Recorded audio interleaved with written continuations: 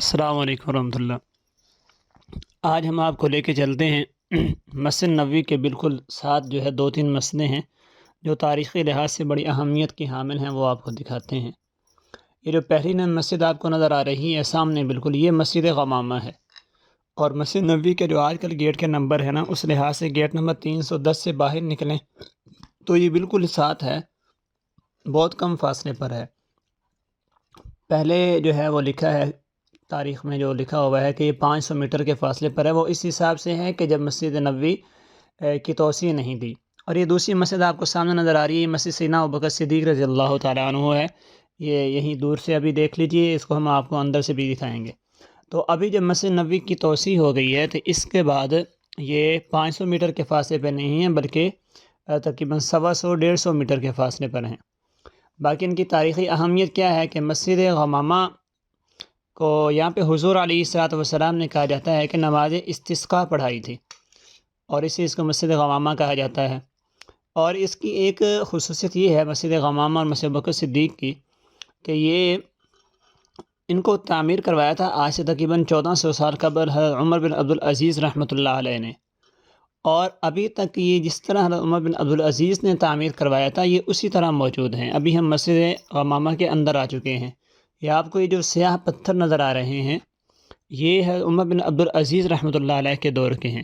باقی جو ہے اندر پینٹ وغیرہ تو کروایا ہوا ہے، لیکن جس طرح وہاں پہ کافی تبدیلی ہو جاتی ہے وقت گزرنے کے ساتھ، مساجد کے مسجد نبوی پہلے والی موجود نہیں ہے، حرم مکہ جو ہے وہ پہلے والا موجود نہیں ہے، یعنی اس کی جو باہر کی بلڈنگ اور برآمدے وغیرہ ہیں، لیکن یہ اسی طرح موجود ہیں جس طرح عمر بن عبدالعزیز نے ان کو جو ہے وہ تعمیر کروایا تھا۔ یہ کالے کالے پتھر جو نظر آ رہے ہیں، اتنے بڑے چوڑے ستون اسی دور میں بنائے جاتے تھے۔ باقی یہ جو پورا جو مساجد ہے نا، یہ ایک گراؤنڈ تھا، یہاں پہ حضور علیہ الصلوۃ والسلام نے نماز عید جو ہے وہ پڑھایا کرتے تھے اس جگہ پہ، جہاں پہ یہ مسجد غمامہ ہے، مسجد ابوبکر صدیق ہے، اور اس طرح مسجد ایک تیسری مسجد ہے تھوڑا فاصلے پر ہے، مسجد سیدنا علی المرتضیٰ۔ ابھی ہم مسجد ابوبکر صدیق جو ہے اس کے اندرونی حصے میں آ چکے ہیں۔ یہ قدرے چھوٹی ہے مسجد غمامہ سے، یہ گولائی میں ہے، جس طرح ہمارے پاکستان میں پیٹرول پمپوں پہ گولائی میں مسجدیں بنی ہوتی ہیں چھوٹی سی، اس طرح ہے یہ، لیکن یہ بڑی خوبصورت ہے، اور اس اونچا سا ایک گنبد ہے، اور یہ مسجد ابوبکر صدیق رضی اللہ تعالیٰ عنہ کا اندرونی منظر ہے۔ اور یہاں پر کہا جاتا ہے کہ حضرت ابوبکر صدیق رضی اللہ تعالیٰ عنہ نے اپنے دور خلافت میں نماز عید پڑھائی تھی، تو اس مناسبت سے اس کو مسجد ابوبکر صدیق کہتے ہیں۔ اور ابھی اسی کے ساتھ یہ دو مسجدیں بالکل ساتھ ساتھ ہیں، اور آگے تھوڑے ہی فاصلے پر مسجد سیدنا علی المرتضیٰ ہے۔